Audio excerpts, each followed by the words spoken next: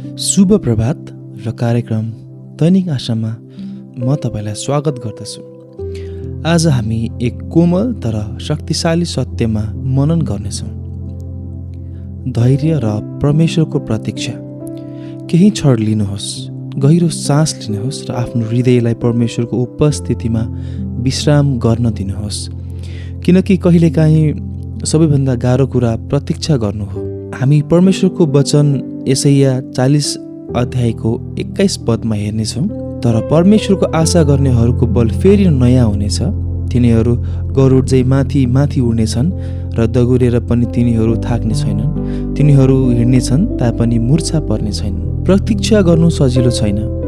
हामी यस्तो संसारमा बस्छौँ जहाँ सबै कुरा तुरुन्तै हुन्छ। तुरुन्त सन्देश, तुरुन्तै परिणाम, तुरुन्त उत्तर। तर परमेश्वर हाम्रो समय तालिका अनुसार काम गर्नुहुन्न र कहिलेकाहीँ जब हामी प्रार्थना गर्छौँ उत्तर तुरुन्तै आउँदैन। त्यस्ता क्षणहरूमा हामी सोच्न सक्छौँ, हे परमेश्वर, तपाईँ कहाँ हुनुहुन्छ? तर यहाँ सत्य यस्तो छ, प्रतीक्षा परमेश्वरको मौनता होइन, यो प्राय परमेश्वरको तयारी हो।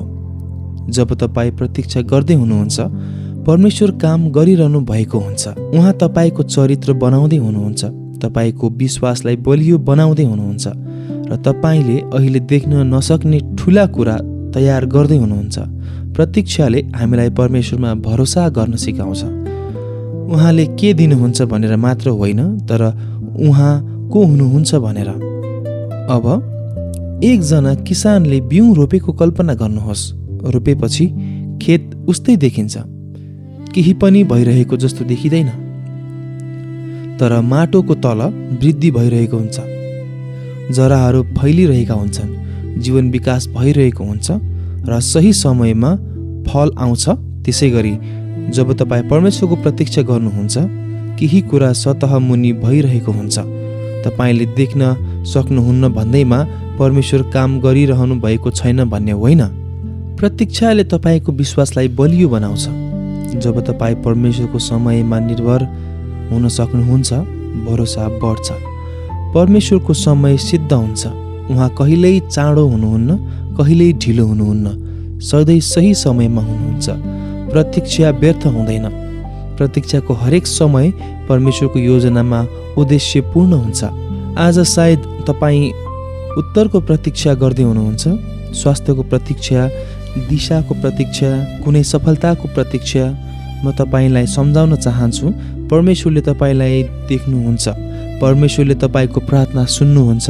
परमेश्वरले तपाईँलाई बिर्सनु भएको छैन। प्रतीक्षाको बीचमा पनि तपाईँ उहाँको हातमा सुरक्षित हुनुहुन्छ।